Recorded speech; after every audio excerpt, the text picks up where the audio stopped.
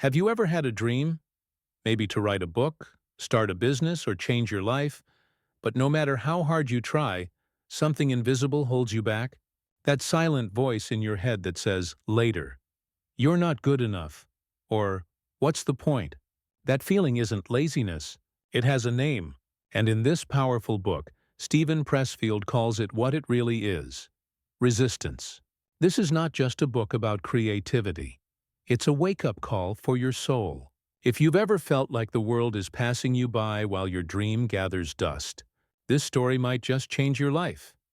Steven Pressfield is not your average writer. Before becoming a best-selling author, he spent years struggling, writing in the shadows, battling fear, doubt, and rejection. He was broke. He worked as a truck driver, a fruit picker, and even lived in a trailer while chasing his dream of becoming a novelist. But through all the failures, one thing stayed constant: resistance. And when he finally broke through and published novels like The Legend of Bagger Vance, he realized that the real battle isn't out there in the world. It's inside us. That's what led him to write The War of Art, a brutally honest and life-changing guide for anyone chasing a creative calling, or simply trying to live with purpose. Imagine waking up every day with a fire inside your heart. You want to create something, maybe a painting, a business idea, a book, or a song. But the moment you sit down to begin, suddenly you're hungry. Then you remember the laundry. Then you scroll your phone. And before you know it, the whole day is gone. That invisible force pulling you away from your work? Steven Pressfield calls it resistance, the enemy that lives within. It's sneaky. It doesn't scream. It whispers. It tells you, you can do it tomorrow. What if people laugh? What if you fail? And the worst one, what if you succeed and people expect even more? Pressfield says resistance is like a shape-shifting monster. It changes its form every day. Sometimes it comes as procrastination, sometimes fear, sometimes self-doubt, sometimes even love or friendship. Anything to distract you from doing what you were meant to do. He says it has only one goal: to stop you from doing your work. It doesn't care what the work is. Whether you're writing a novel or starting a fitness journey, resistance will always try to block you. And it's not just personal, it's universal. Every single person who's ever tried to do something meaningful has faced it. That's what makes this book feel like someone finally understands what you've been silently struggling with. You realize you're not lazy. You're not broken. You're just at war with something that's scared of your power. Pressfield says that the more important your dream is to your soul's growth, the more resistance you'll feel. That means if your dream scares you or feels overwhelming, that's actually a sign you're on the right path. But here's the hard truth: resistance never sleeps. It doesn't go away with age, money, or success. In fact, it gets stronger when you get closer to doing something great. So what can we do? The first step is to see it clearly. Once you know the enemy's name, you can stop blaming yourself. You can start fighting back, not with anger or panic, but with something much more powerful: discipline. Because once you understand that resistance is not you, but something separate from you, then you can begin the real work. Not just work for money, but work for your soul. That's what Pressfield calls being a professional. Not someone who works for a paycheck, but someone who shows up every day, no matter what, and fights through resistance. One page at a time, one brush stroke, one brick. That's how greatness is built. Not in a day, but in the moments when we push through the fear and do it anyway. So what does it really mean to be a professional, according to Steven Pressfield? It's not about getting paid, wearing a suit, or having a degree. Being a professional is about showing up every single day. No excuses. No drama, just doing the work. While the amateur waits for inspiration, the professional knows that inspiration comes after the work begins, not before. Think about it. A doctor doesn't wake up and say, "I'm not feeling it today, so I won't go perform surgery." A professional doesn't need to feel like it to act. They just do it, even when it's boring, even when they're scared, even when nobody's watching. Pressfield says that the difference between a successful artist and a failed one isn't talent. It's the ability to act like a pro when resistance is screaming the loudest. The professional doesn't take failure personally. They don't cry when their work is rejected or ignored. They keep going. They understand that resistance is just part of the job. They don't negotiate with it. They outwork it. They train for it. Every single day. It's like going to war, but not with guns or fists. This is a war against your own excuses, your own fear, your own comfort zone. And the weapon? Your daily effort. Pressfield reminds us that being a professional is about humility too. You're not doing the work to be famous or praised. You're doing it because this is who you are. This is your calling. The professional doesn't wait to be perfect. They start messy. They write the bad first draft. They build the clumsy prototype. They launch the imperfect version. Because they know that showing up even at 60% is still 100% better than sitting around waiting for the right time. And here's the beautiful part. When you start showing up like a pro, something shifts inside you. That voice of resistance gets quieter. Not because it disappears, but because you've built the muscle to fight it, one disciplined day at a time. This idea isn't just motivational fluff, it's painfully real. Pressfield talks about how, before he made it as a writer, he wrote for 17 years without earning a single dime from his work. He failed again and again, but he kept showing up. He treated his writing like a job, even when it didn't pay. And that's the key. If you only work when you feel like it, you'll never win. But if you commit, like a warrior entering the battlefield, something amazing happens. Your mind shifts. The world responds. Doors open, but only after you've proven you're serious. Only after you've bled on the page. Being a professional means you don't fear resistance anymore. You expect it. You stare it in the face and say, "Not today." And that's when the magic begins. Not just in your work, but in who you become. Someone unstoppable. Someone who's no longer a prisoner of fear, but a creator of their own life. Now let's talk about one of the most powerful ideas in this book. Resistance doesn't just stop you from starting your dream. It also tricks you into abandoning it halfway. You see, once you finally sit down to work, whether it's writing a book, launching a business, or learning a new skill, resistance doesn't give up. It evolves. It finds new ways to whisper lies in your ear. It tells you, "This is pointless," or "You're wasting your time," or "No one will care." And if you listen to it for even one day, it gets stronger. Steven Pressfield says this is where most people lose the battle. Not at the beginning, but in the middle, when it gets boring, hard, and lonely. That's when the voice gets loudest. But here's where he hits you with a truth bomb. The more scared you are of your dream, the more certain you can be that you need to do it. Yes, fear is not your enemy. It's your compass. If something scares you deeply, it usually means it matters to you on a soul level. Fear is actually a signpost pointing toward your calling.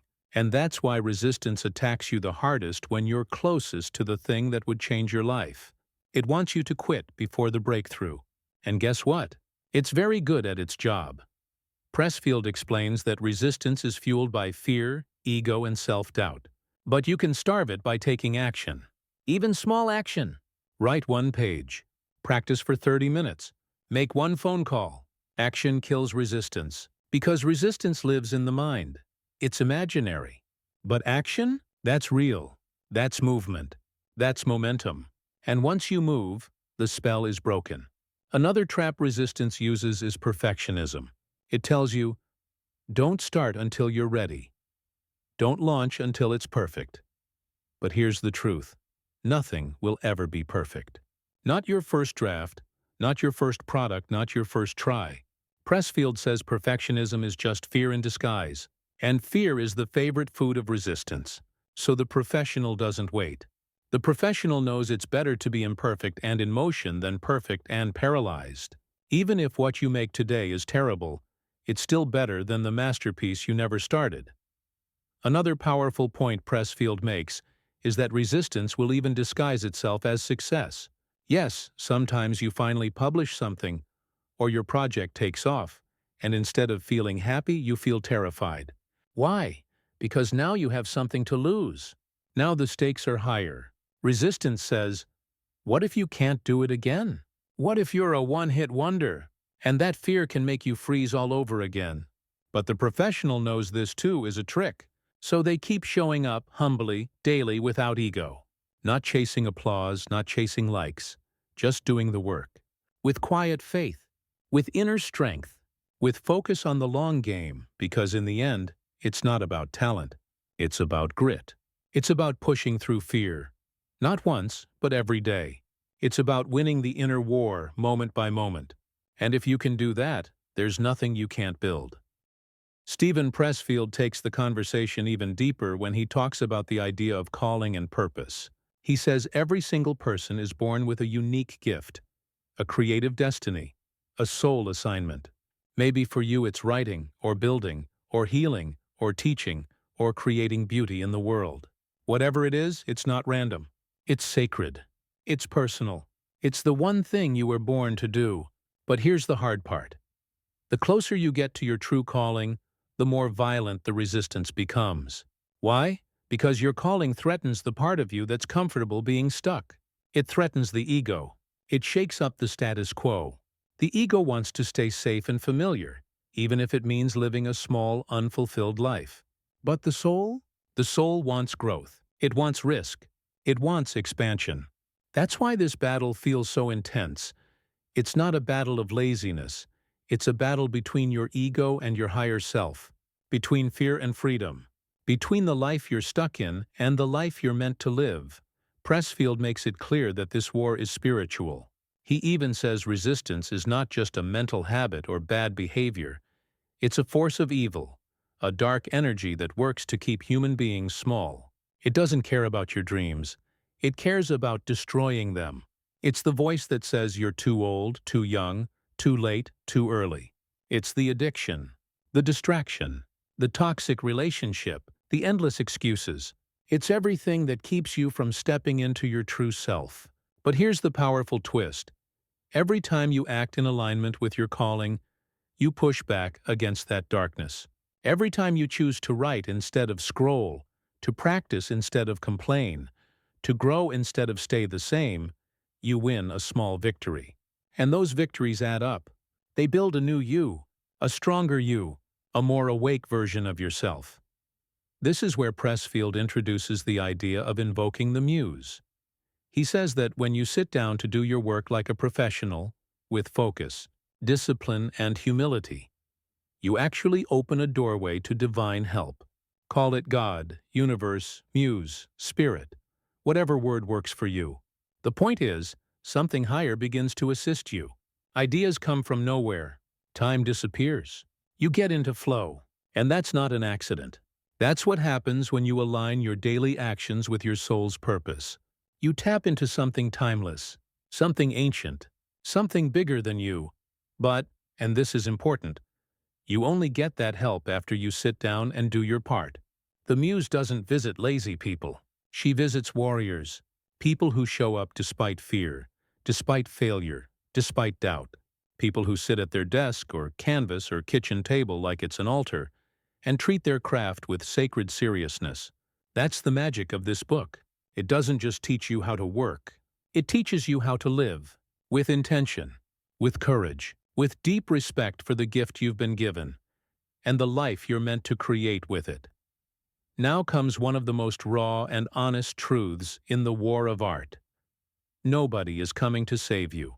Not your family, not your friends, not your mentors, not luck, not even talent. If you're waiting for permission, waiting for motivation, waiting for someone to say, "Now's the time," you'll be waiting forever. Steven Pressfield says it plainly. This war is yours and yours alone. And that's not meant to scare you. It's meant to empower you. Because the moment you stop waiting and finally take ownership of your path, something incredible happens. You feel alive. You stop blaming the world. You stop chasing shortcuts. And instead, you become responsible for your gift. Not as a burden, but as a mission.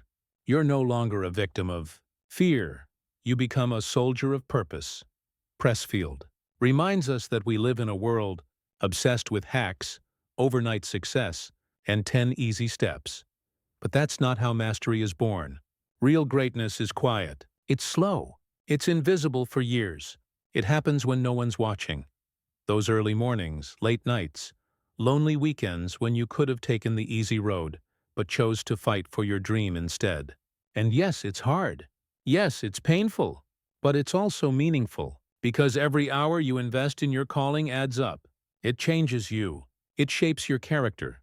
It builds inner strength that nothing else can. Pressfield says that when you treat your work with that level of seriousness, the world around you begins to shift. You stop seeking approval. You stop needing validation. You're not doing it for fame, money, or attention anymore. You're doing it because it's who you are. Your craft becomes a mirror, reflecting back your values, your discipline, your courage. Another powerful truth he shares is this: resistance hates love. It hates generosity. It hates anything that connects us to our highest self. That's why it fights hardest when you try to be kind, compassionate, or create something meaningful.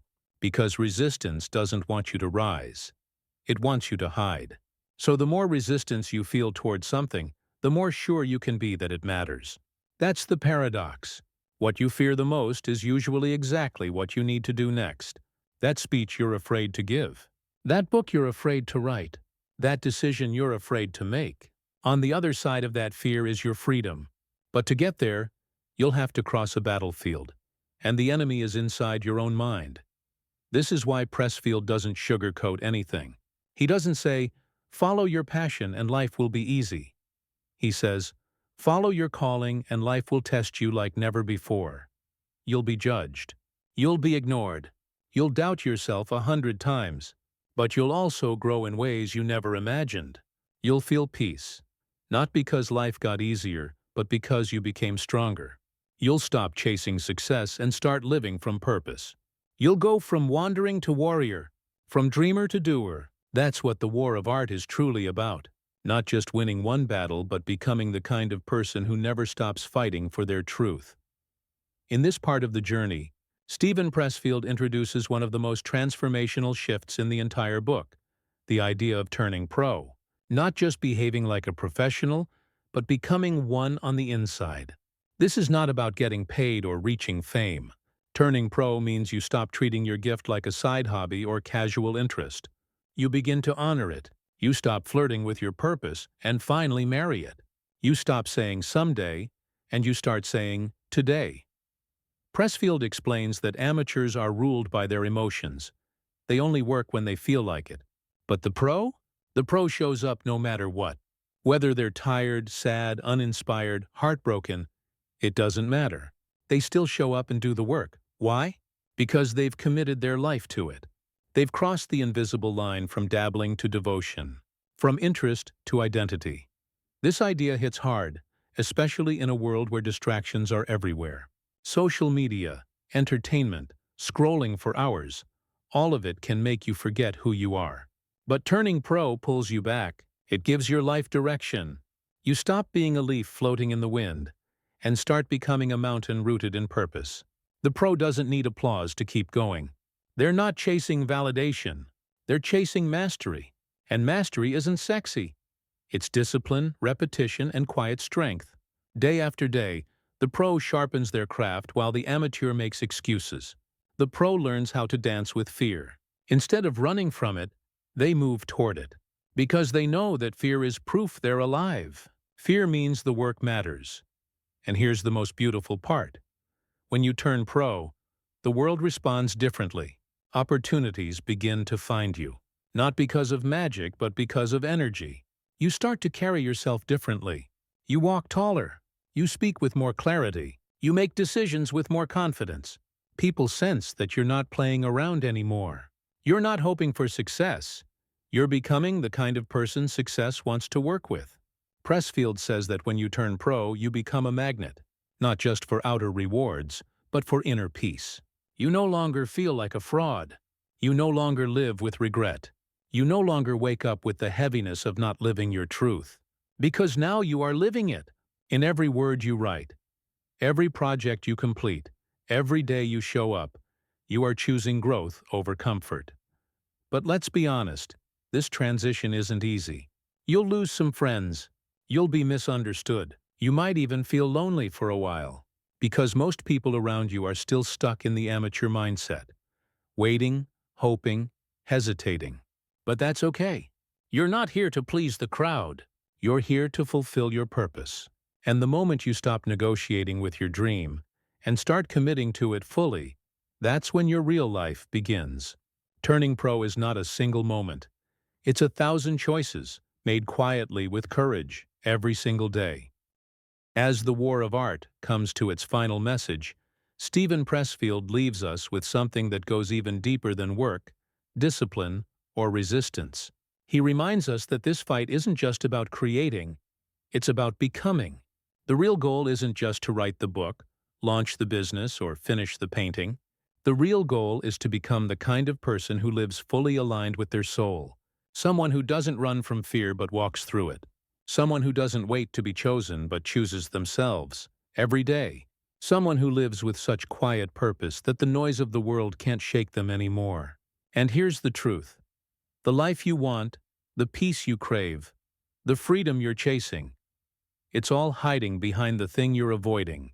Pressfield says that once you begin to live from this place, you stop thinking of your work as yours at all. It becomes something sacred, something that flows through you. He introduces the idea of territory versus hierarchy, a powerful concept that changes everything. Most people live in a hierarchy. They compare themselves with others. Who's better? Who's more famous? Who's richer, younger, smarter? This mindset is toxic. It feeds the ego. It traps you in fear. But the professional lives in territory, a sacred place they return to every day, just to do the work. For a writer, it's the blank page. For a dancer, the floor. For a builder, the blueprint. And in your territory, you don't compete with anyone. You just serve. You serve the work, the calling, the higher self. There's no scoreboard, no claps, no judgment. Only you and the work. This shift, this quiet inner shift, is what separates a life of frustration from a life of fulfillment. Because when you work from your territory, you're never empty. You're never waiting for permission. You're never chasing happiness. You are happiness. Pressfield is brutally honest about what this path demands. There will be days you doubt everything. Days when nothing works. Days when resistance wins. But those days don't define you. What defines you is what you do next. Will you give up, or will you return to the page, the canvas, the vision, again and again, like a warrior returning to the field? That's where greatness is born. Not in applause, but in persistence. Not in talent, but in truth. The truth that says, "This is what I was made for, and I will not abandon it." Because in the end, your gift is not yours to keep. It was given to you, but not for you. It was given to be shared, to help, to inspire, to heal, to awaken others who are still asleep in fear. That's why the war of art is not just a book. It's a battle cry, a reminder that your life matters. Your voice matters. Your work matters. And the only thing standing between you and the life you were meant to live is resistance. So pick up your sword, face the fear, show up, and do the work, not because it's easy, but because it's who you are. In that sacred space, day by day, you'll not only win the war, you'll become free.